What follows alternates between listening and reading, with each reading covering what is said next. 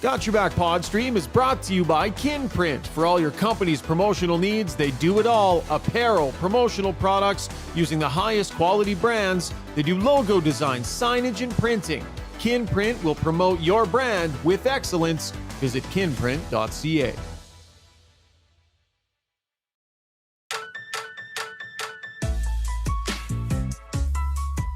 All right, the football game is over, and that means it's time for us to begin. Welcome to Got Your Back Sunday night live stream, post-game NFL edition.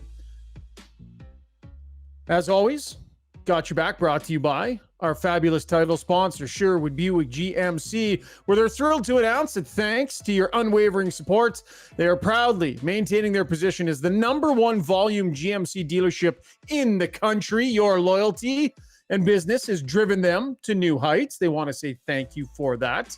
Go check them out just off Baseline Road on the way into Sherwood Park. They have stock. They got a streamlined sales service, sales setup. Doesn't take too long. They respect your time. And fantastic vehicles at Sherwood Buick GMC. Check out everything they have online, www.gmcpod.com. Coming at you from our Long Shot studio here in Sherwood Park. Experience the best indoor golf and sports bar in Edmonton and Sherwood Park. Locations on Stony Plain Road and here in the park. Okay, the whole crew is here. Brownie, Strudy, Zuby. Hop in, Zuby. You're a football guy. I'm going to do everybody a favor, gentlemen. I'm just going to sit back for a minute and let you guys do football talk stuff. And then we'll get to breaking down some hockey because the All-Star break is upon us and there's lots to talk about. But exciting game, Brownie. We decided to pause the podcast, so thanks for everybody that was patient and waited. But I don't know, guys, was that good? It was very good. This is a great Sunday of football. The first weekend of the playoffs was terrible. Every game was a blowout. Last week was really good, and today was exceptional. Now, I'm a Chiefs fan, so I'm excited. All my buddies are Lions fans. They're really sad. But it was two really, really good football games today. And the last one, I mean, there's a lot of heartbroken Lions fans right now, Strudy. I got buddies that have been Lions fans since Barry Sanders was there. This was their year. This was their moment. And it just all came crashing down in the second half. Yeah, it's really convenient when you jump on the bandwagon of the Chiefs and you're able to cheer for that team. So my team wins all the time, Strudy. Yeah, it's that's not a true fan. You're not a true fan. I'm sorry. I'm a true fan. No, you're a Giants fan. How could you you were cheering for the Giants to lose? You don't even. That's right. But I have that right. I've been a fan since I was like 10 years old. You've been a Chiefs fan since Mahomes came in the league. Absolutely, 100%. So it's not the same. You're not a true fan. So let's I'm a true fan. My team won. How'd your team do today? We weren't playing. We're going to be better. You want to try and referee this mess? I'm not equipped to do it. So you go ahead. You're a football guy. I feel like Brownie's probably just a Swiftie, and that's where he got on board there with the Chiefs. How can you not love T-Swizzle? Seriously, T-Swizzle's on our side. Yeah. Her big album was the Red Album. It's two red teams playing each other in the Super Bowl. It's all coming together. If they win it all this year, I mean, it's not like they haven't done it recently, but her star is going to shoot even higher. And if they lose it, just think of the breakup songs on the next album are going to be just incredible between her and Travis. There's going to be some incredible breakup songs. Actually, the best part of the entire playoffs, though, was Travis Kelce's brother in Buffalo last week, where he took off his shirt, jumped in the stands, guzzling beer. It was that was my favorite part of the entire playoffs thus far. He took Brady Tkachuk in Calgary to like another level. So Brady kept his shirt on throughout the whole thing, so it was very good stuff. Yeah, and I'm just mad because I don't have a horse in this race anymore. But the Chiefs, even though I really like them, I guess I should have picked them. They busted my bracket today, so I'm just sour no matter what. So I'm out. So I'm going to be away, I think, for the next podcast. I might jump in for a segment from location to be determined, but you guys can talk all the football you want when I'm away. Because as Strudy said the other day, what did you say, Strudy? When the mice are away, the cat will play, I think. No, the opposite. When the cat's away, the mice will play. No. He said when the cat is away. No, when the mice are away, the cat will play is what he said. Yeah. Exactly. Got to have a good time. Yeah. Got to know where we rank.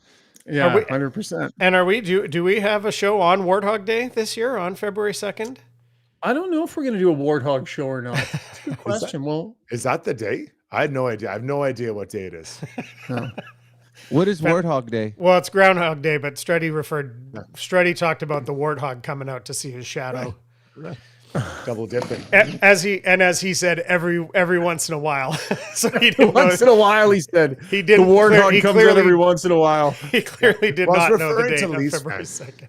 I was talking with Leafs fans because they poke their head every now and then, right? Like we're gonna run out of room on the T-shirts that we're making with Strudy. All the Strudyisms. Yeah. There's just too many for the T-shirt. You know what? They'll be popular. They will be. They'll be hot sellers. So, by the way, guys, got the hat going. Now, this is not the finished copy, actually. So we've been working with Kinprint. We got a few on the go. This is one of the early prototypes.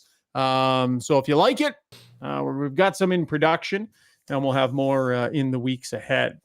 Okay, guys, let's get to the breakdown. Let's start talking some hockey since it is a hockey podcast at heart. Brought to you by our good friends over at Adrenaline Diesel, Edmonton's heavy-duty diesel truck repair shop, specializing in heavy-duty commercial truck and trailer repair, performance tuning, and parts sales. 7 bays they have and a vast dealer network. Their highly reviewed customer support team, professional diesel mechanics, are ready to assist you with all of your needs. Visit adrenalinediesel.ca. Did not do a post-game podcast last night. We heard from you. We'll get to that a little bit later on in the podcast. We got to get our cadence and our scheduling down and communicate and let everybody know what the plan is. We'll talk about that. But let's get into the game a little bit, guys, because we didn't have a chance to break it down. Corey Perry, his debut. Struds, how would you describe Corey Perry's contribution in game number 1 and the sense you get on what it means to have him? That was obviously the storyline outside of actually winning the game. Seeing Corey Perry playing with those 2 younger players, I like the look of it. What I like is that Corey Perry doesn't have the wheels that those guys had, but he just seems to know where people are at and how to hang on to pucks, how to make play with pucks. There was one time he gave a pass to Holloway that I don't think he was even thinking that the puck would come to him, and it came to him, and he kind of mishandled it. But I like that just that veteran kind of savvy that he has and brings to a line of 2 guys that really have none of that in their game, Brownie. Well, I think when you look at Corey Perry at his age now, he's got 3rd-line legs, but he still has a first-line brain. And the play that you're talking about where he went behind the net, if Holloway reads that and has a stick on the ice, it's a tap-in goal. Yeah. Everyone bid on that. Perry throws it backdoor in front. Holloway didn't know it was coming. But if he reads that, and that's a play that you would see Leon make or you would see Connor make, guys that typically play on your first line, I thought Corey Perry was excellent in the game. And it also shows, Struds, the difference of the players in this generation as opposed to yours and even more with mine. If I missed 2 months of hockey and had to come back and you're jumping into a team it's on 16-game winning middle of the season, there's no way I was keeping up. Yet he didn't look out of place at all. He was involved in front of the net. He's got where he's like Rob Blake, where Rob Blake used to skate backwards into guys to hit them. Yeah. He did that twice last night. He just turned around and rear-ended the guy, and the guy just went flying. Yeah. For a team that has won 16 games in a row, they actually got better by putting Corey Perry into the lineup.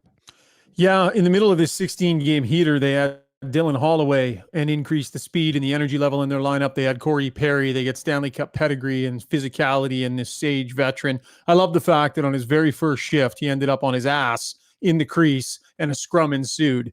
I don't know if you guys heard us ask Dylan Holloway earlier that day, or excuse me, it was the day before, about being on Corey Perry's line. I said, are you ready to get dragged into a whole pile of scrums after the whistle? And he said, yeah.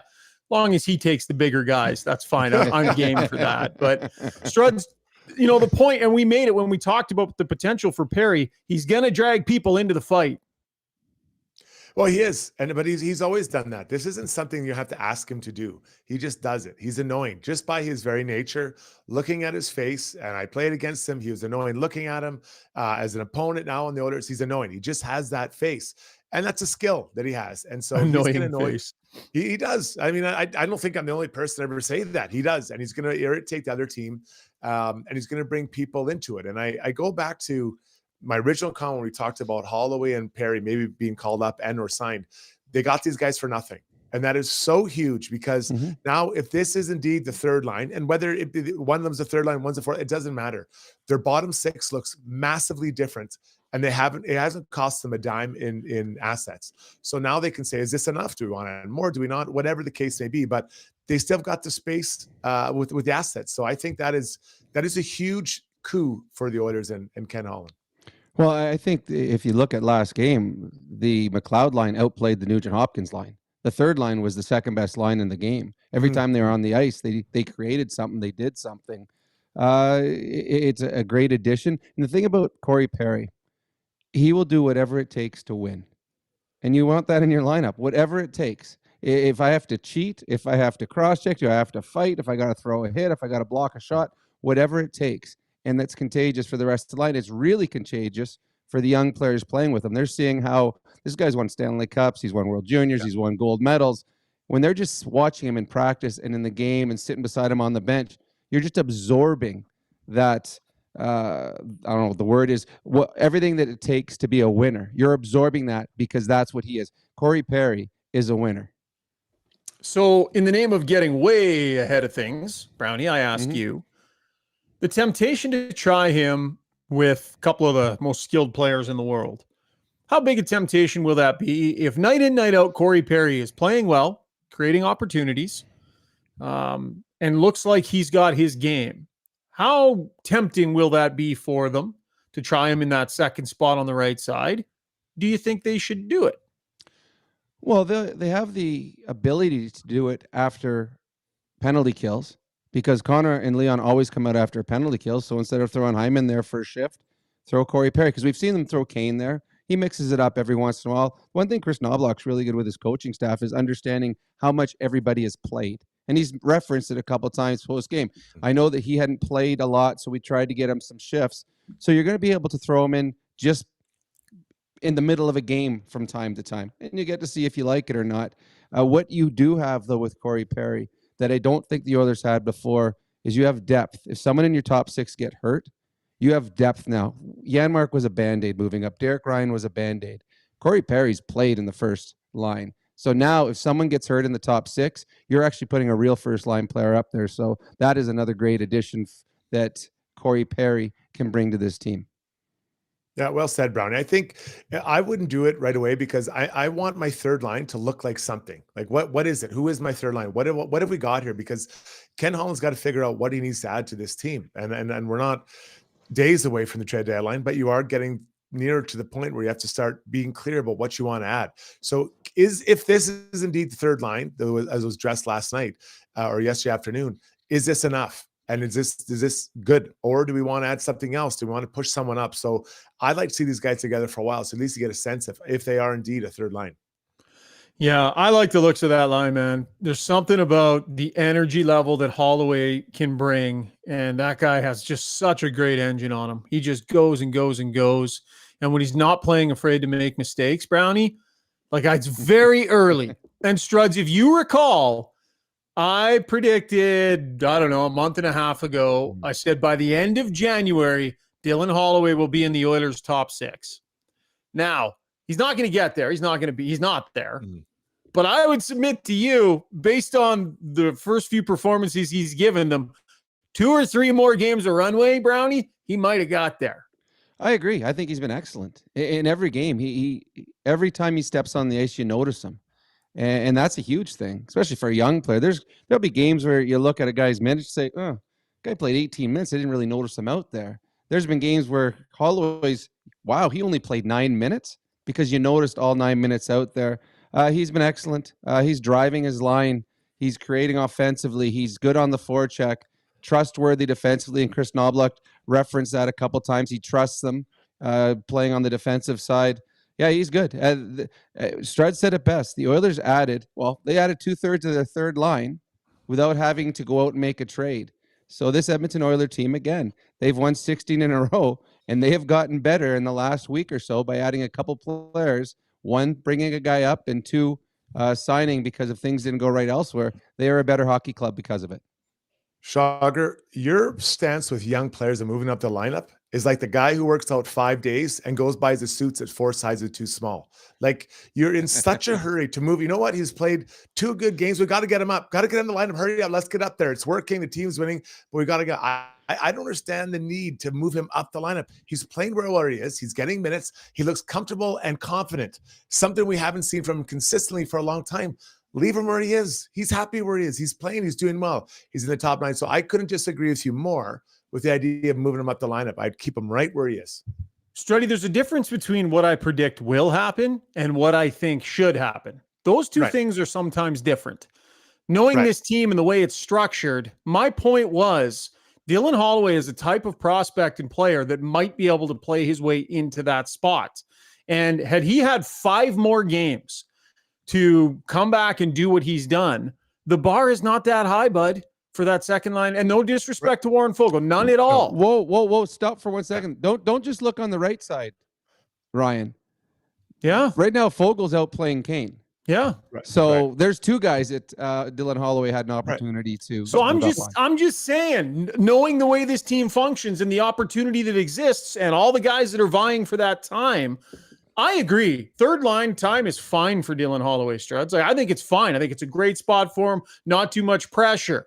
But that doesn't mean I didn't think there was a chance he'd play his way into it, knowing what we know about this roster. Okay, so let's say they come back. He plays 5 good games. You're the head coach. Do you immediately move him up that 6th game into the top 6? And assuming their line is playing really well. No, I leave the line together. If they're playing well and you're still winning games, leave the line together. So but what if they're struggling on the second line though? What if your second line's struggling?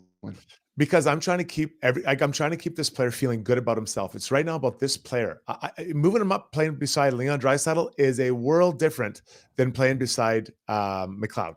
And I think he's not an NHL player, guys.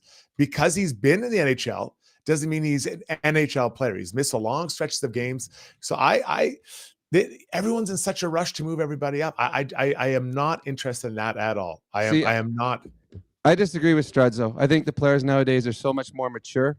They can jump into the league and play higher in the lineup than they could have before. And we see it all over the National Hockey League, guys capable of doing that. And I think Dylan Holloway, if he was put on the second line, would have absolutely zero problem adapting and being productive. Now, I don't know if you need to put him there now. I do like him with McLeod and Perry. But if they were to put him up there, I do not think it would hamper him or hurt him at all. I think he would benefit from it, and I think the line would benefit from him on the second line.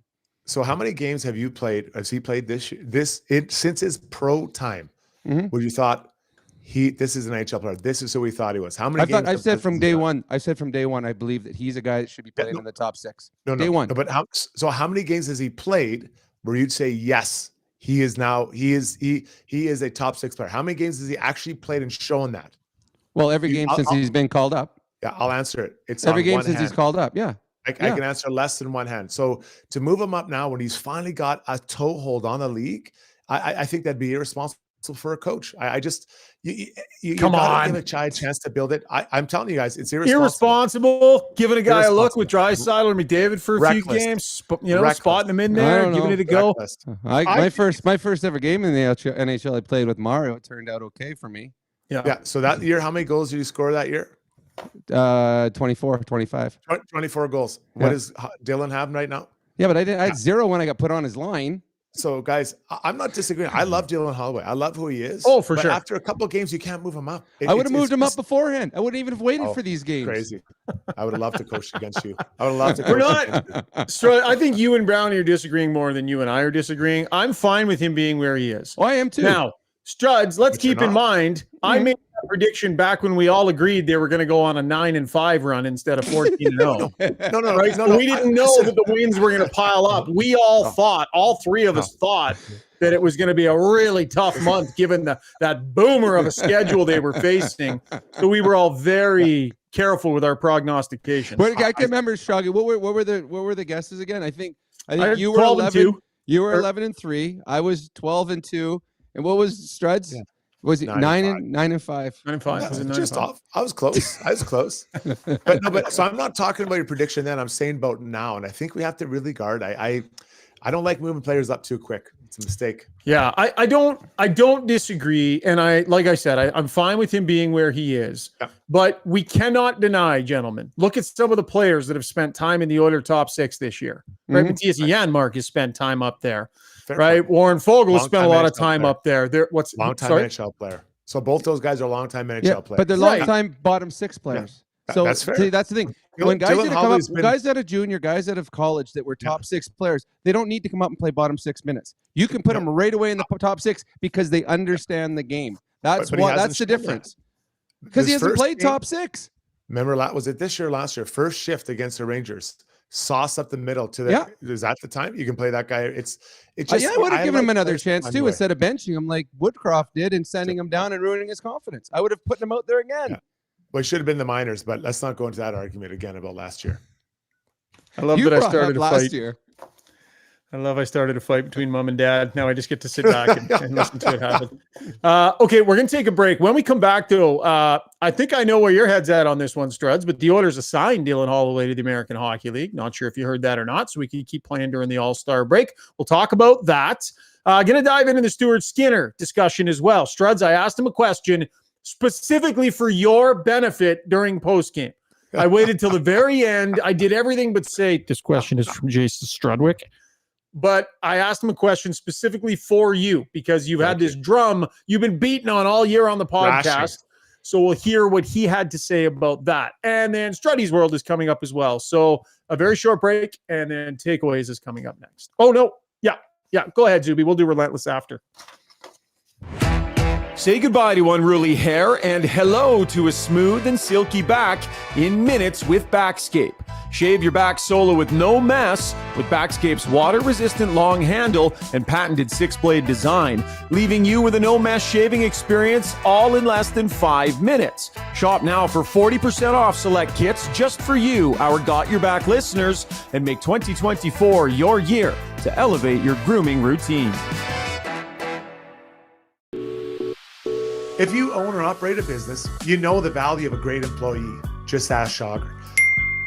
Pathfind is here to help you find your next star player to help take your business to the next level. Pathfind can help with recruitment, career transition, leadership coaching. They truly have your whole team covered. Building you a championship caliber roster, find your team's path forward at pathfind.ca. The Edmonton Sport and Social Club's spring season is set to go in May, and registration is just around the corner. Team up with your pals to play in slow pitch, beach volleyball, outdoor soccer, ultimate frisbee, and even cornhole leagues to keep the spring months full of excitement. Spring leagues begin in May. Registration opens on February 8th. Visit edmontonsportsclub.com for more details.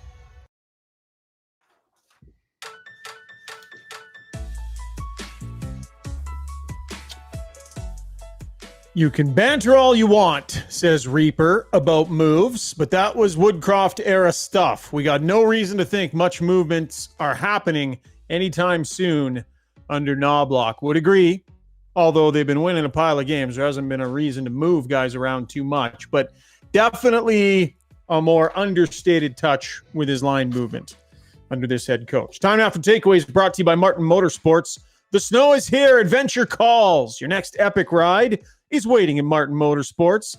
Stop in to check out their lineup, a new 2023 and 24 Ski-Doos on the showroom floor, waiting to be set out the door.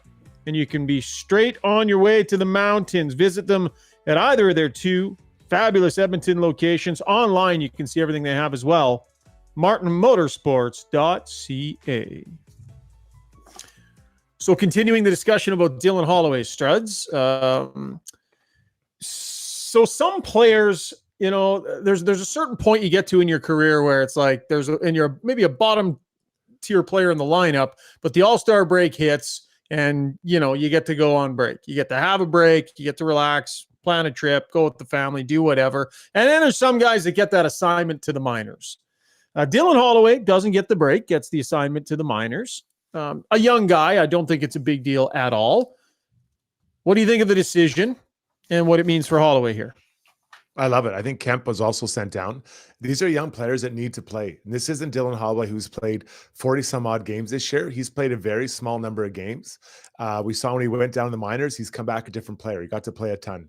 So if I was the head coach at Knobloch, I'd be calling down to the HL and saying, buddy, play this guy, get him going, power play, penalty kill, get him playing all over the ice, playing a ton of minutes, keep building that confidence. And there's no doubt he'd be disappointed. This same thing happened to me one Olympic break. My first year, I'd been called up to the NHL, relatively like a month or two before. Then the Olympic break came. I didn't make the Olympic team. I got sent down to the minors and I was there for 10 days. And then I got called back up and I hit the ground running. It was playing fine and it kept my career going. So it's not what you want, but it's long term, it's definitely the best thing for him. So I think it's a great move by the Oilers. He doesn't need the rest. He's rested a ton. Yeah, I think it's the right move. He needs playing time. He's missed too much playing time this year because of injuries. Kemp's a no-brainer. He's going down because he has to play. He doesn't play up here. Get him in some hockey games, and then you could actually bring up Gleason the next time. Keep rotating whoever's sitting up in the stands to allow these guys to stay involved in games, not get stale sitting in the press box up here. But good for Holloway. The only fear going down playing games, there's always the chance he can get hurt. It's happened before for Holloway going to the minors, getting hurt in the minors. But I think for the Oilers, it's a Dylan Holloway that's healthy and playing and getting up to mid-season form makes the Oilers a better hockey club. So I think this benefits both Dylan Holloway and will benefit the Oilers down the line. Bottom line, he's only got 22 games under his belt this season, so he needs to play games. This is a good move. I'll be interested to see if they play him at center or on the wing down there, because I believe the plan was to play him center when he was there before, and he did. And to give him a look at fourth line center. But Brownie, he made it very clear very early on that fourth line center was not going to be a position that was going to afford him the opportunity that he was going to bull his way into. I think Struds and I argued about that a couple of weeks ago too. When Holloway was coming up. I said he's a winger. He's not a centerman. He's going to play wing when he comes up here. He's too effective there. If they feel that Derek Ryan or whoever they decide is their fourth line center isn't good enough, it's not going to be Holloway moving down. They're going to go find someone at the trade deadline. Holloway, he needs third line minutes. He's been very, very good.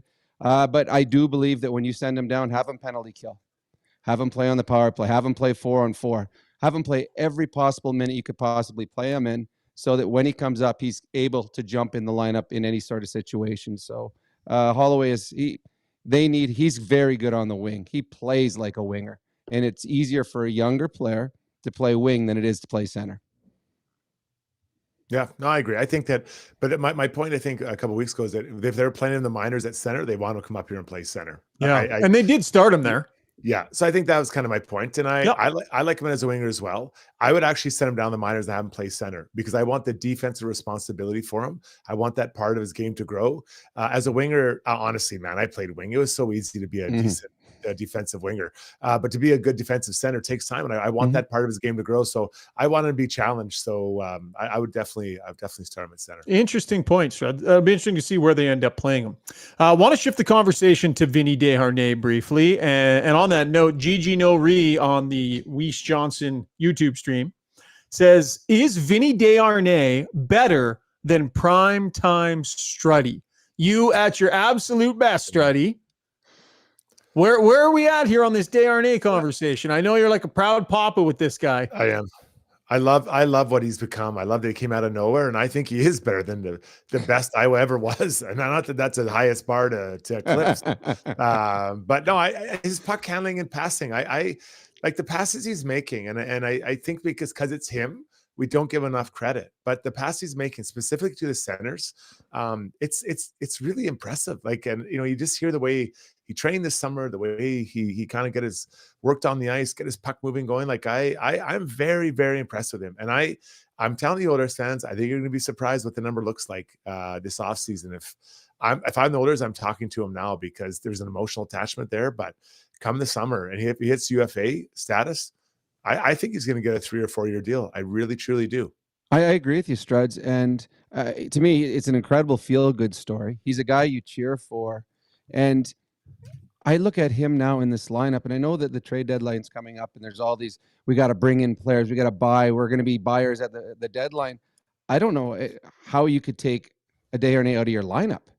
Like, I think he's become that important to this team. Can't. His penalty killing. I mean, the penalty killing is incredible. And like, there 2 games ago, he blocks a shot, he's laid out, gets back up, barely gets to the front of the net, blocks a second shot, and then gets a standing O as he goes off the ice. Last game, the Oilers kind of get a little bumbling around, shorthanded.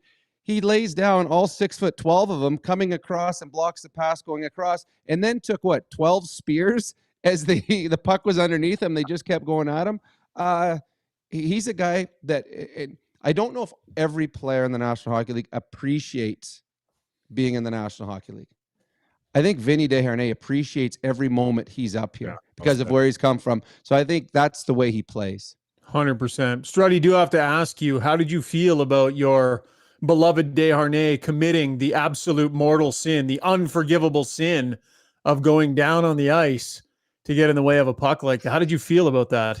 So I'll be clear. I have no problem with people going down, but it can't be every time. And it can't be when you get toe drag and someone's going to step around you, right? So I have to qualify it. I think it's being swept up into a general statement.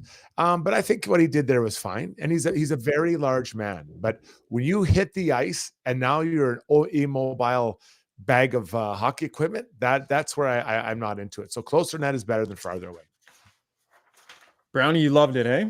Well, I know it's funny. I know a friend of ours, Drew Ramonda, used to say that on a 2-on-1, a defenseman should never lie down. When I'm coming down on a 2-on-1, I don't want the defenseman to lie down. I want him to stand up. As soon as he lays down, he forces me. I've got one play in that shoot. So if I'm playing defense, if it's a 2-on-1, my defensemen are lying down every time. You got to time it right, but because now you're forcing that. Now the goalie knows that guy is shooting. So I love when defensemen lay down on 2-on-1s because it takes away the pass and forces the guy and now allows the goaltender to know exactly what's about to happen.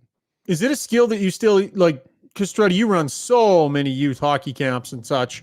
How do you handle this with young defensemen? Do you even teach the skill? Do you let them do it? Is it forbid on Strudwick ice? Yeah, pretty much. We don't really talk. I don't talk about that part of it. Because I think it's such a specific skill. You can't just teach it at one time. And again, there are times I think you can go down, but the problem, Brown, if you lay down every time, they're going to step around you. And we've seen it happen. You have to time it well. And timing well is really hard. Time. It's a really, really hard skill to teach. It's a feel and it's a timing. And it's a really tough thing to do. Now, if you're jamming out of the corner 5-on-3 and you lay down, do you want to lay down or not? If you lay down in 5-on-3, usually in that situation, the top players are going to sauce over you, backdoor tap on it. I've seen that before. Because they want to see you. They know where you can and can't move after there.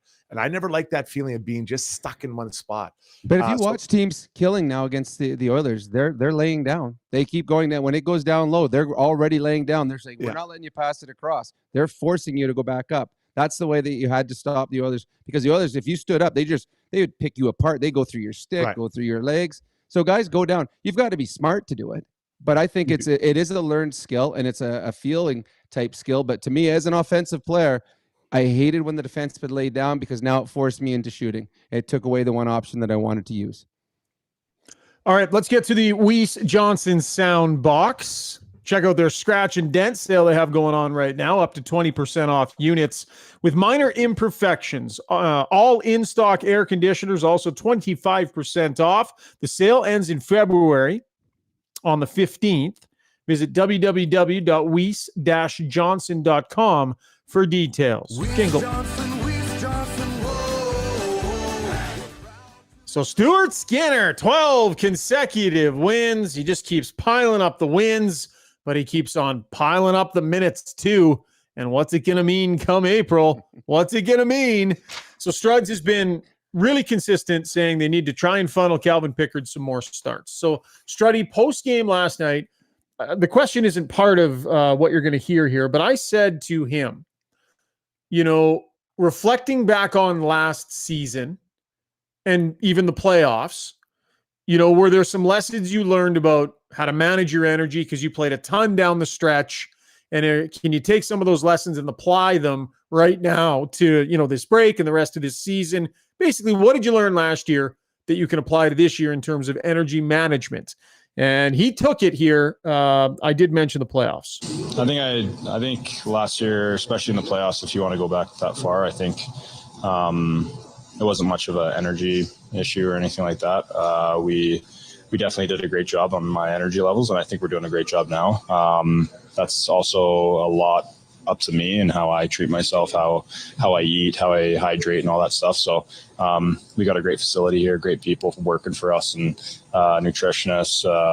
I mean, we got the nines to everything. So yeah, I'm in a good spot to get my rest, get my recoveries, and play as much as I can. I like I've said before, I'd play every game if I could. So you're good with 60-plus starts and feeling like that? I'm good with 82 and keep going in the playoffs. Bit of a throwaway at the end. Obviously, he's not going to play 82 games, and we probably wouldn't be okay with it. He'd be going, what the heck is going on? So there's a little bit in there, Struds, of him just saying the right thing.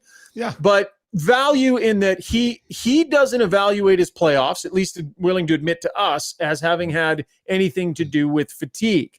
I mean, we watched him. We saw what happened. There was clearly a dip there. But what do you make of it, of his answer, Struds? Well, if that's how he feels, then, who am I to tell him that he's not? I'm not in his body. I can only go on what I saw. And it seemed like there was a lack of energy in the playoffs. So if he's saying it isn't, then I stand down. Now, if he plays north of 60 games this year and we see a similar type play it out again, similar in the playoffs again, then I'll come back and say, I told you so. But for now, I'll just stand back and say, okay, then play him out. But I don't know why as an organization you would do that. I just don't understand. If common wisdom suggests 55 to 50 games, why would you go above that with a young goalie? I wouldn't roll the dice, but I'm also not a risk taker like some guys on this panel. Brownie? Well, he's going to end up, barring injury of Stuart Skinner, he's going to be north of 60. It just the way, because what is he at now? Shogger, do you have it in front of you? I'll grab it. I think he's at 30 something right now. Is he not? He's up there. Just give me a sec. He's top 10 in minutes played. Yeah, so 9th or 8th.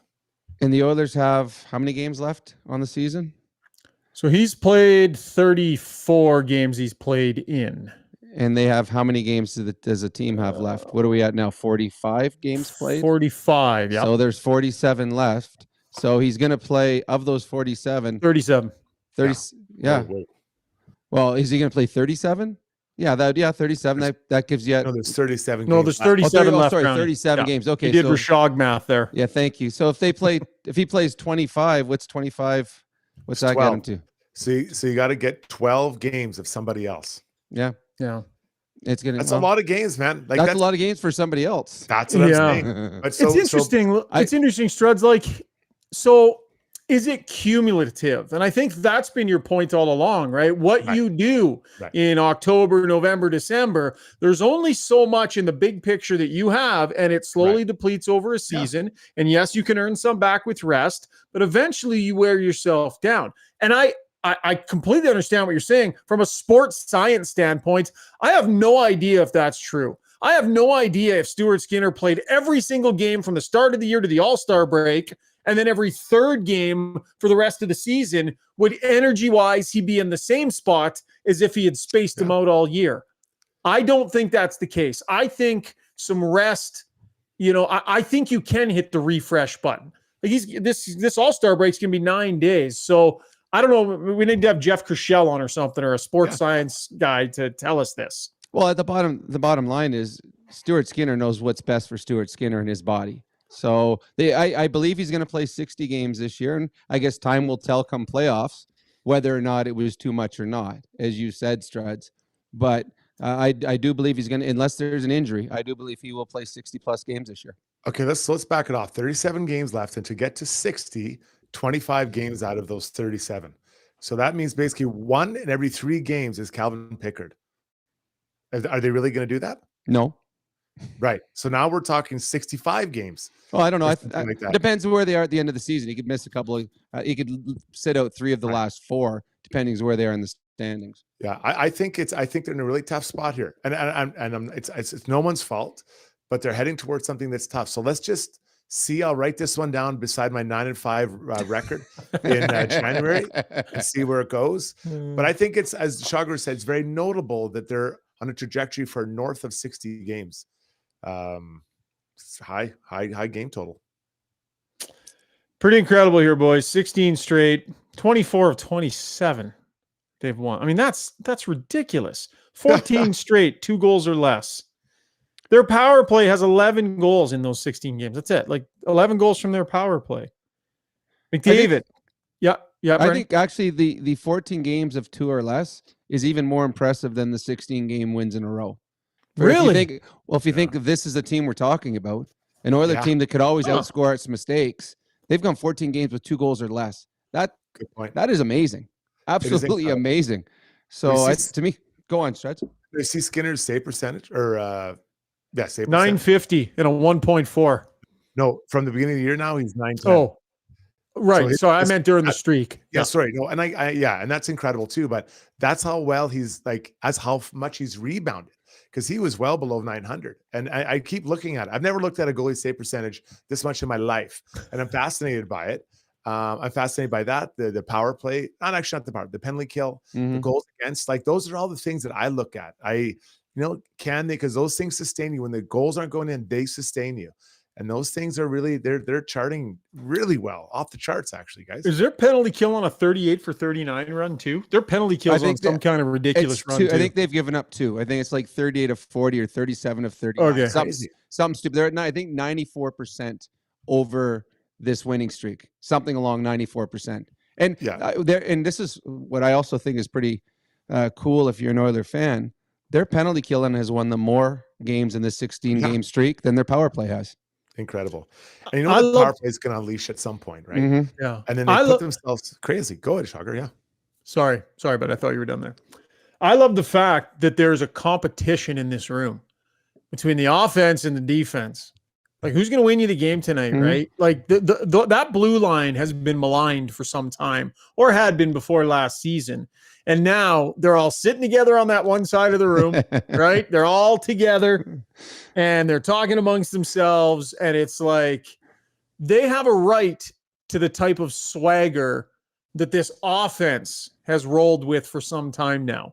Struds, you must love that, Struds. I do. I mean, this is built on the blue line and goaltending and the shot blockers and the Desharnais and Strudwicks of the world. Yeah. Well, yeah, I wouldn't be playing in this lineup, let's be honest. It's something that can, like I said earlier, when you aren't scoring, you can fall back on this. And in previous years or previous games, when they weren't scoring, there was nothing to fall back on. So they couldn't afford, or they weren't able to be patient. So you're into it, it's 1-0 for the other team. Oh man, we got to get this back. And then we made a mistake. Now it's 3-0, and you're saying goodnight, right? So this now, they can play this a 1-0, be down 1-0 through the game, knowing at some point someone's going to break through, but they don't need to break through 4 times to win the game 4-3. They can just win it 2-1. Well, if you look why Vegas was so successful and won a Stanley Cup last year, is because they had the same baseline every game. They tried to beat you 2-1. And if they had to score more goals, they were capable of doing that. But they always had that. They were a good defensive team. And then whatever it took to win, but they would win the 2-1 games, the 3-2 games. The Oilers never did that. And what I think you got to appreciate too with this defense and how far it's come. Was it earlier this year when Darnell Nurse came out and said that, I mean, they're talking about getting blamed for this, that. He goes, I get blamed when there's a traffic jam on the Hyundai type thing. So I mean, this is a defense now that you got to appreciate what it's done. And they are playing best hockey Nurses ever played. Ekholm has been a stud since he came here. Cody Ceci, I remember we take phone calls on our other show where all the time you got to find a better player than Cody Ceci playing your top 4, playing your top pairing. He's plus player every year playing against the other team's top opposition. So the Oilers defense right now is very, very good. And you got to give credit to Holland for putting it together, Chris Knobloch for giving it belief, Paul Coffey for allowing them to be who they are. But most of all, you got to give credit to the 6 guys that have dressed every game. And they have certainly turned their games around. And the Oilers defense is winning hockey games right now for them. All right, time now for our UCAN Youth Services Relentless Player from Strudy. They're relying on your support for things like rent, food, work clothes, bus passes. Your donations go directly to helping the youth in our city build lives that they and everyone can be proud of. Become a $25 a month donor and receive a pair of tickets to one of their 6 upcoming comedy nights in March. The UCAN Youth Services Comedy Nights are an absolute frickin' blast. It's a yearly event for Randy and I. We love it. Visit ucan.ca to set up your monthly donation. And Got Your Back will be at one of the events this year. Really looking forward to it. Strudy, who are you going to tap for the Zach Hyman Award?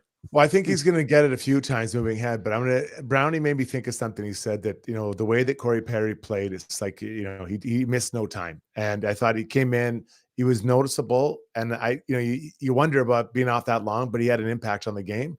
So for that reason, Corey Perry wins his first of what I'm guessing will be many guys, many of them. Right on. Yeah, he'll be right in the wheelhouse a lot of nights too. The way he plays the game, he's going to get lots of consideration. Brownie, did we get a prediction from you points-wise for Corey Perry? Struds and I argued about it on the podcast. I don't think you were on that one, though. No, I was. I did. I have no idea what I said. No, but I did say something. 13, 14. You said around 12, 13, 14. 12 to 14. I said what did I say? 17, Struds? I 21. said 17. 16? 21. I think it was 16. So, we're all kind of in the ballpark. No, we weren't in any. I wrote that one down. Oh, I know you did. Yeah, it's written in Sharpie on my wall. 9 and 5 Struds. It's like I sacrificed the paint just so I get to bring it up every time. Not looking good. All right, Rob Brown's appearance on the podcast brought to you by our great friends at Kin Print, a local company, family owned, decades of experience filling any and all your promotional apparel and embroidery needs. Visit kinprint.ca. One thing I can tell you they are is patient, because I've been a pain in the ass with our hat design. I've been picky, and I was in the shop poring over hats, all kinds of different stuff, different designs. I want this, I want that. And Kevin and Ray and everybody's just like, yeah, man, you got it. Whatever you need, man, you got it. They are so patient, but it's paid off because I'm super happy and excited about the hats that we have coming out. When we come back, Strudy's World. Short break. Long Shots Golf is the destination for both golf enthusiasts and sports fans. Top-of-the-line TrackMan simulators provide a highly entertaining and accurate golf experience, while a full-service sports bar loaded with big screens and scratch kitchen make it a truly unique destination. They have locations in Sherwood Park and Edmonton. Experience the best indoor golf and sports bar in town. Visit longshots.ca. That's longshots with a Z.ca. Okay, heroes, are you trying to tough it out through a sports or life injury right now? Trying to prove your mettle by grinding through, gritting your teeth? Well, Redefined Health is here to say it's time to come on in. At Redefined Health, they'll high-five you for your toughness and then get to work on helping you fix the problem. Helping athletes and heroes find better balance, performance, and injury prevention. Visit redefinedhealth.com. Winter is upon us, so why not make the best of it? Marmot Basin Ski Resort is where it's at. Ski half price every day, no blackout periods. Pick up your escape card for $99 and make winter fun more affordable. Half the price, all the powder. Get yours at www.skimarmot.com.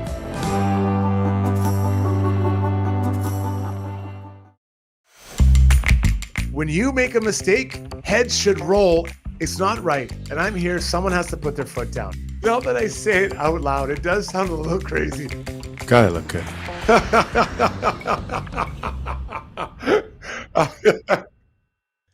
Time now for Strudy's World, brought to you by DLR Vinyl Products. They have locations in Calgary and in Edmonton. Whether you're a homeowner, a contractor, or a builder, DLR is the most reliable source for vinyl fence. Opened up in 2005, and they're not going anywhere. Unmatched service, high-quality North American-made products. Visit dlrvinylproducts.ca. Strudy, what do you got tonight, buddy? So this past weekend, I was in Calgary for a hockey tournament with my son, and we didn't win it. We got out coached, by the way, and I'm the coach. Anyways, sorry to my team and their family. Anyways, that's not the point. The tradition my son and I have. We've been going there for a number of years for tournaments, and on the way home, we always stop at Pete's Drive-In. Right? I don't know if you're familiar with it. Pete's Drive-In's a pretty neat place. Burgers, fries, and milkshakes, and they have 30 flavors of milkshakes, and I think you can combine 3 together to get the flavor you want. Now, I'm a traditionalist, chocolate, Oreo, vanilla, I go like that. But a few kids came saying there's some interesting one, but this one topped the cake. Someone chose pina colada. Ooh. And I said, what did you get? He said, a pina colada milkshake. I'm like, why? Why would you do that? I would reject that one if I was working in there. And I can't believe, I think that they actually gave the guy who sold it a free t-shirt. He got a t-shirt because like we've never sold one before till today. So guys, I don't know where you're leaning it towards as milkshakes. I think there's, you know, like a strawberry, maybe a pumpkin every now and then. It's the right time of year, but pina colada milkshake, that is where I get off the train. I said, we're out. We are not doing this anymore. And that's saying something as a guy who likes the, kind of likes the fruity beverages and stuff. You're not afraid of a little mixed drink, a little blended marg. Anything. I'll drink it all. But not when it comes to Slurpees. I think it just doesn't seem to fit. Now, if you're down by the pool and you said it's a mixed drink, then go for it. I have a feeling this young lad, it's a young lad that was the one that ordered it. It was a younger guy. Yeah, a young lad who's been on a couple of vacations with his mom and dad who have gone for a swim. And while mom and dad jumped in the pool, the young lad went over and sipped their drink and really was a big fan of the pina coladas. So I'm all for that. I love Pete's Drive-In. I've stopped there every time with my kids as well. My son loves it. Good. And I've only ever, actually in my life, I have only ever had one kind of milkshake. I've only ever had a vanilla milkshake. I've never had a different. It's the only milkshake I've ever had in my entire life. I don't know. I've kind of stick with things. I have the same cereal every day. Been with the same wife forever. Huh? What cereal? Honey Bunches of Oats. That's my cereal. I have it every day. I drink. I've only ever had vanilla milkshakes in my entire life. Whenever I go to certain restaurants, I always have. If I ever go out for lunch, it's always a chicken burger. Exact same thing. What? My friends mock me, but yeah. I can see why. Really? So how do you know you don't like something else? Like, how do you know? I don't know if I like milkshake. I don't know that, but I know I like vanilla.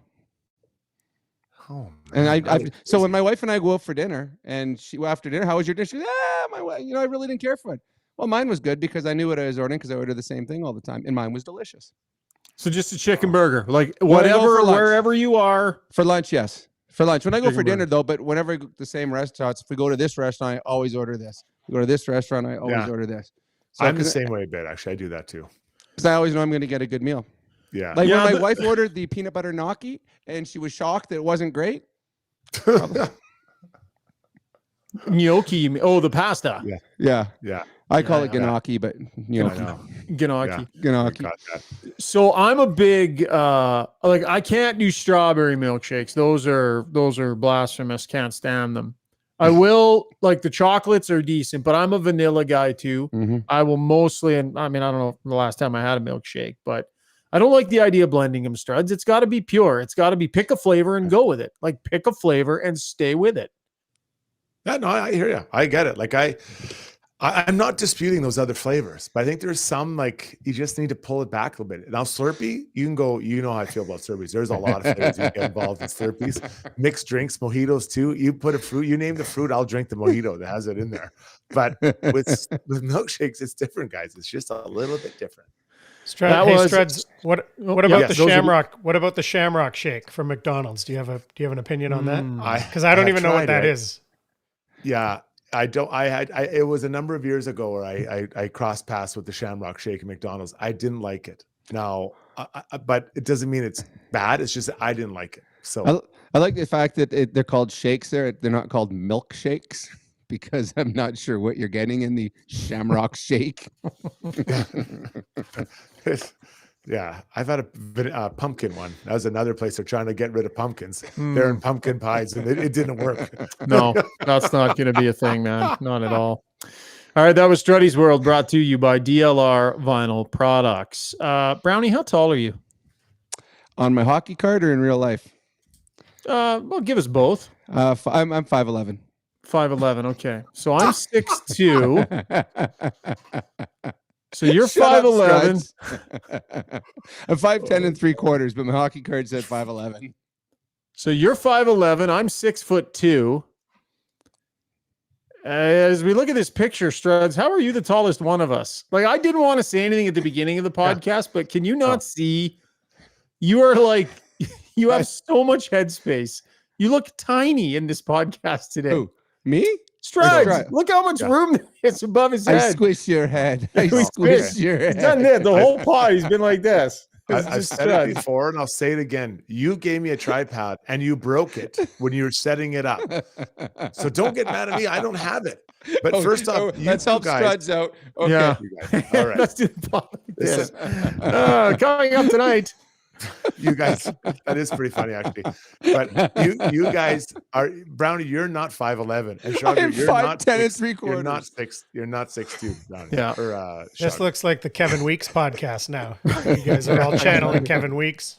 Struddy, just so you know, my son we actually did grab the tape measure, and we did decide to measure how tall I was. And I will give you, it's not quite at 6'2", but it ain't that far off. It is like a sliver under 6'2". Yeah. Well, that's like saying I'm not that far away from a full head of hair. You're still not there. You're not 6'2", so don't be throwing 6'2" around. Good point by you. Brownie, thanks for this, buddy. We're going to take a little bit of a break. So we will keep an eye on our socials. We'll tell you when our next podcasts are coming up. But Brownie, we'll chat with you when we chat with you. I know you're going to take some time off too. So enjoy. Get rested, Brownie. I'm concerned how much we've been using you. And I'm concerned you're going to be hot garbage in the playoffs if we don't give you some podcasts off. Now you sound like every coach I've ever had. See ya, buddy. All right, short break. We'll take a lap when we come back. Are you ready to elevate your moving experience? Trusted for over 100 years, Ferguson Moving and Storage are your partners in relocation, ensuring your journey is smooth and stress-free. And say goodbye to surprises with Ferguson's transparent flat rate pricing. Contact them now for a free moving quote and use a promo code Ferguson to receive $100 off your next move. Visit FergusonMoving.com and let them lift your expectations.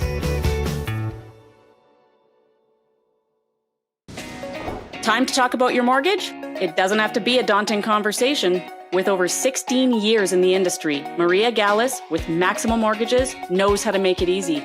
With access to dozens of different lenders, let Maria customize the perfect solution for you.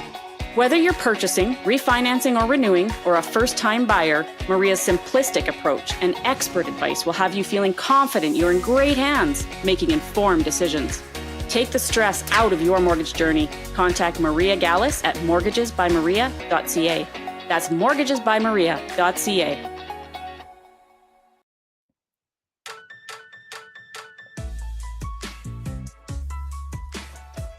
All right, time now to take a lap, brought to you by our good friends over at Backscape. Bid farewell to unwanted back hair solo in just 5 minutes with the fastest growing male grooming tool on the planet.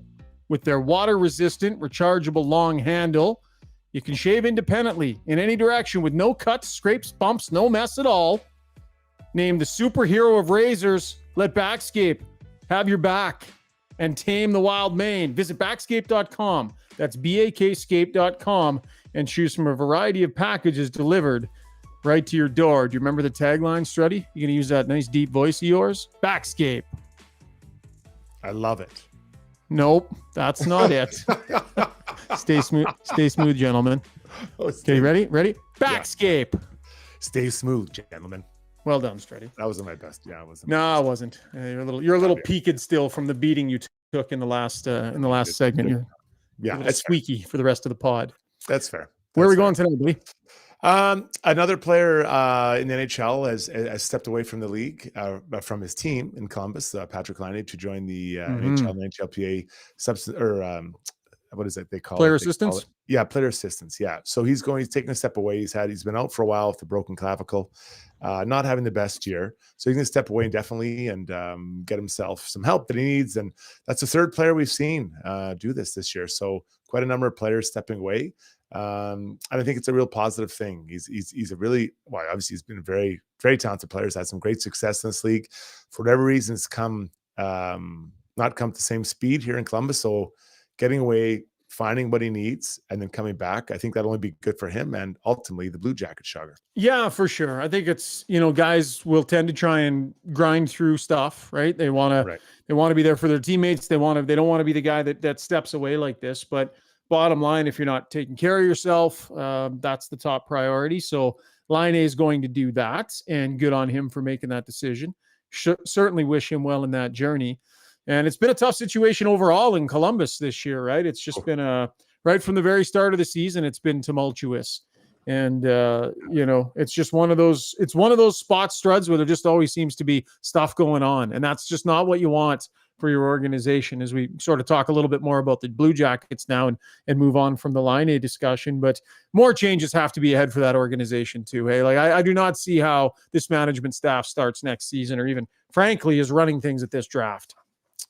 I think running things at trade deadline. They've built this, and they built it improperly. It feels very patchworky, knee-jerk reaction at times. I go back to when they loaded up instead of trading away some of their good free agents. It was, and maybe they were getting pressure from ownership. So I don't know. I'm not around those conversations, but it is not gone well. And so, I'm sure Yarmo's a great guy and the people in charge, but I think it's time to look at something different, because it has not worked. And run its course.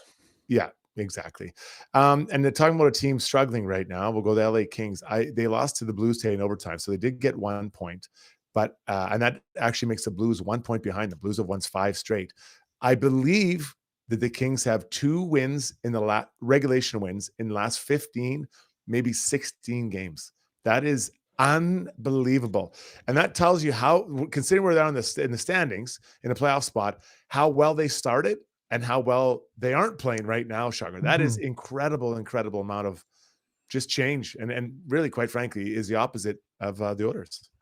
Yeah. And the fact that there's been talk about Todd McClelland and his job, this is a team that I think people know it's a good team, but in a lot of ways, a lot of the credit went to the way they played, the type of system that he instilled, right? He had that defensive sort of mindset, and a lot of their success was attributed to the right coach in the right way, this particular group of players. But it has gone so sour. It has gone so bad. And we've heard, votes of confidence from management to players starting to get, Drew Doughty had a lot to say. McClellan with the odd frustrated comment here or there. Something has to give. The main question, though, Struds, and we know this as well as anybody here in Edmonton, how good a team actually are they? Because this can happen. We have seen this happen to good teams. How good a team are the LA Kings actually? I like them as a team. I like their team on paper. Now, not everyone is playing up to what they need, and they are still missing Victor Arvidsson, which is, I want to say maybe 4 or 5 million, somewhere in there, in that range. But if you're the GM, can you allow this team to slide out of a playoff spot and maybe out of the playoffs?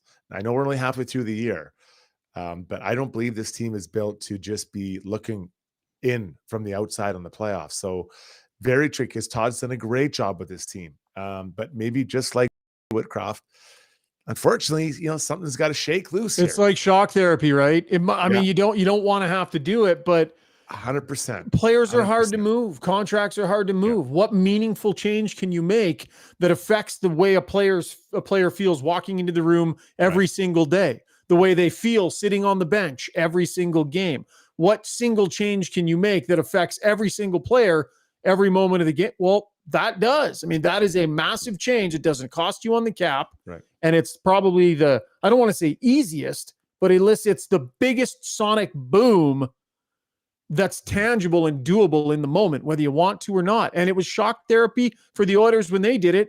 And I mean, it worked.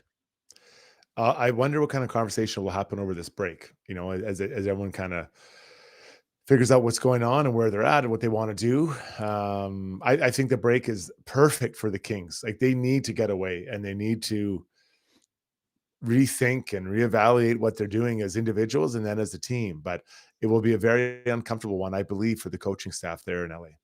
Remember that trade? Meanwhile, in Winnipeg,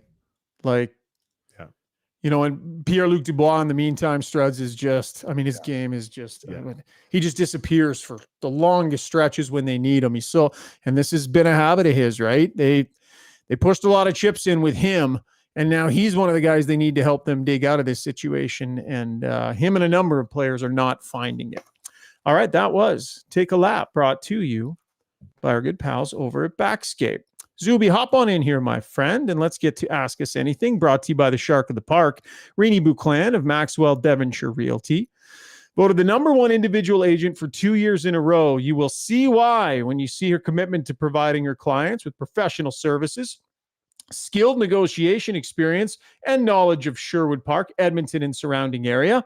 Give her a call, 780-994-0280. That's Renee Bouclan, Shark of the Park. Zuby, what's the mood on the stream tonight?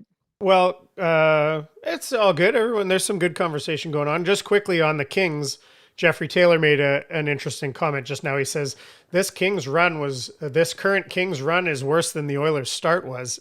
And you think about the timing of it, you'd rather have that run at the beginning than be hitting it right now, wouldn't you? Well, yeah, I guess. I mean, I like banking the points earlier, and then you kind of have that, because there's no guarantee you're going to pull out of it because you have nothing to fall back on. Can't say we are a good team. We've done this already, guys. We're better than this. The Oilers never got it off the runway. They just never did. They just sputtered. And so with no points in the bank and the season slipping, I don't know, Struds, the thing about doing it the way the Oilers did it is that they had a lot more opportunity to try and piece it back together. And, confidence-wise, by going through what they went through early, they can apply those lessons here for the rest of the season. They are a stronger, mentally tougher team because of what they went through. Because right from the word go, it was no good. And I just feel like that hits them in a way that's different than what LA is going through. But I think when you start out good, you can go back and say, guys, look, this is what we did when we had success. And this is what we aren't doing now. So there's something to go on. But there's no doubt. I think your point's well made, and I've said it as well. There's a really great story to be written for the Oilers, digging it out, and you become very battle tested early, because it was a shitstorm, for that long period of time for the Oilers to start. So a lot of conversation tonight about sort of who gets the credit. This is a good problem to have, I guess. Who should get more credit for the Oilers' defensive turnaround, or where to lay the credit with the defensemen, the team defense and the structure, or the goaltending itself. Bobo Fett made a good comment, though. He says goaltending is interdependent to team defending. Oil have finally locked down this critical piece to winning in the playoffs. Notable is the weak side net front support, finally. So I know it's obviously a bit of both, but who do you think should be getting more credit for the defensive turnaround? Well, they're all intertwined. So let's take the biggest thing out, the bad pinches, right? So those were given turning over many odd man rushes. So that's out now. I think the Oilers are making more plays on their breakouts. So that gets them out of their zone and into the other team's zone. So you're less time in your zone. And both of those things contribute to taking the number of really good chances against. So the goalie doesn't feel like it's a free for all every night. And they're just having a shooting gallery from inside their slot and all those really high danger chances. So I think they all stand up. I can't say one has contributed to all of it, but when everyone does their little part, it raises everyone up and gives them more confidence, Schauger. Yeah, no question about it. I do think, and I want to talk about the coaching staff here for a second. Everybody was really hesitant to give too much credit to Chris Knobloch in the early days because it was like, this team was ready to turn a corner. And yeah, we think Jay Woodcroft was a good coach and he got good results from this team. You look over the long haul, his record was excellent.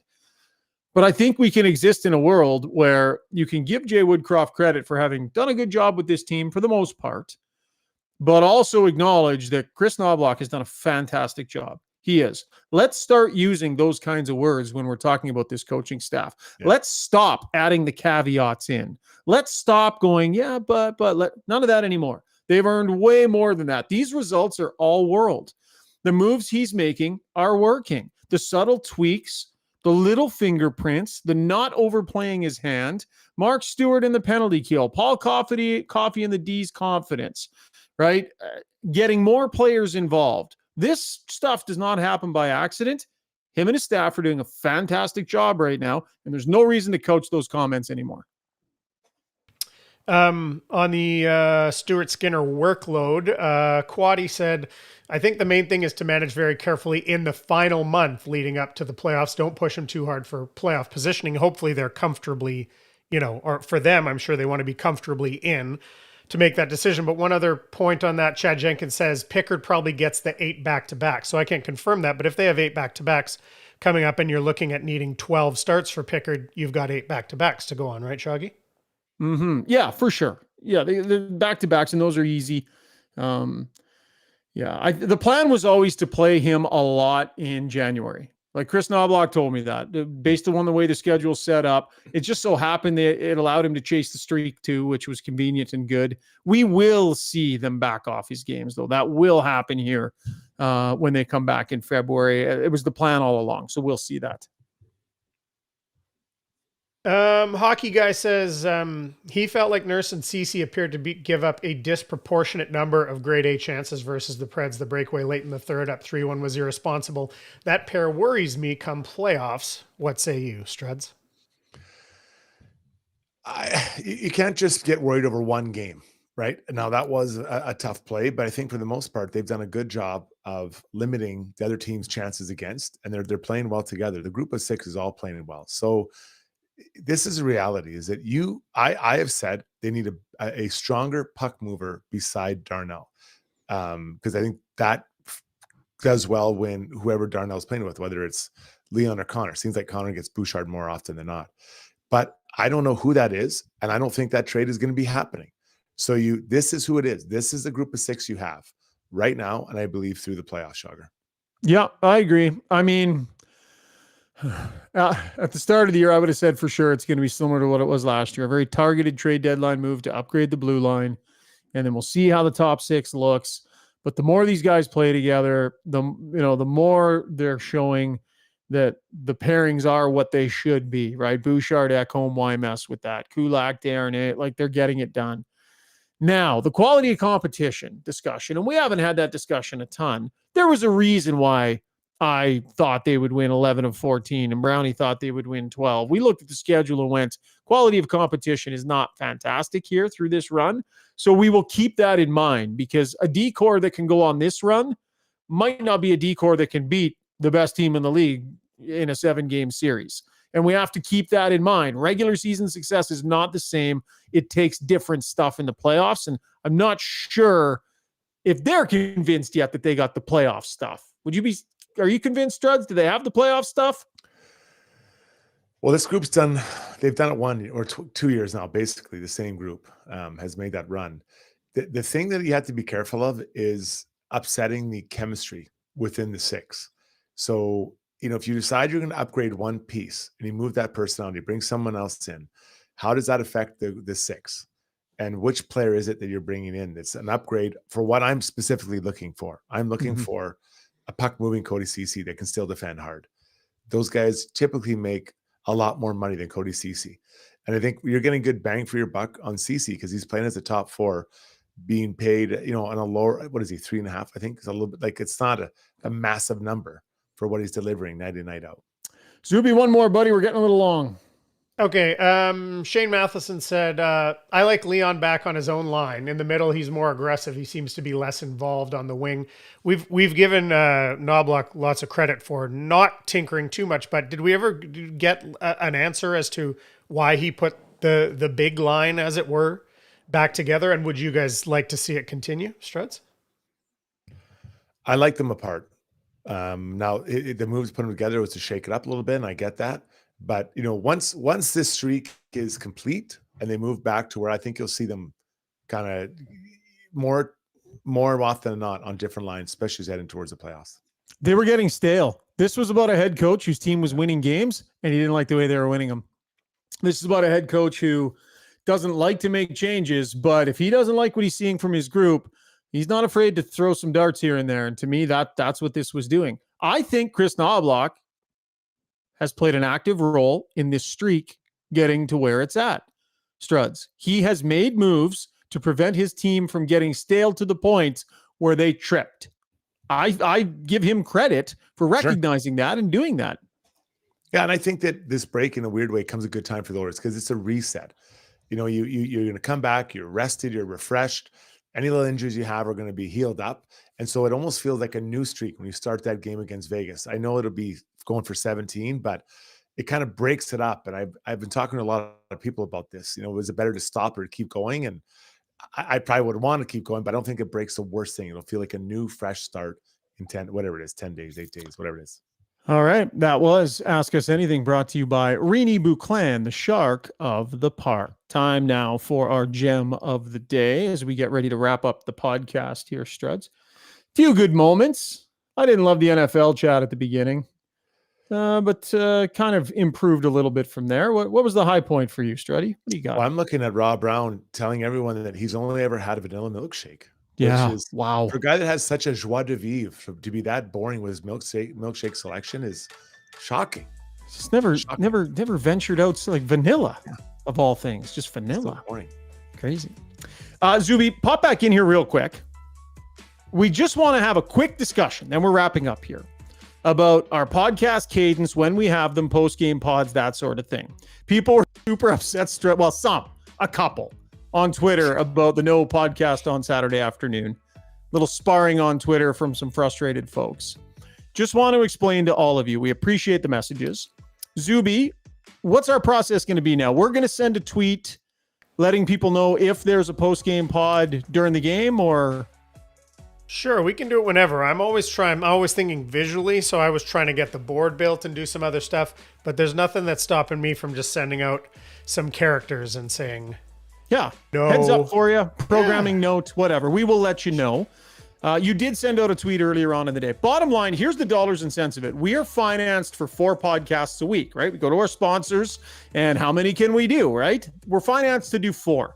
We love these Sunday night pods. They're some of our favorite ones to do. So we always want to have a Sunday night pod. Sometimes when there's extra games in a week, that means we might have to miss the odd game. We're not financed to do extra podcasts through the week. So we got to pick our spots a little bit. But we will let you know when we do have pods. We'll try and let you know when we don't. And bottom line, we're going to keep doing tons, 16 a month, and we're going to have lots of fun. So thanks for your patience with us. We're kind of figuring this out as we go. And we appreciate you tuning in. Hey, Strudy?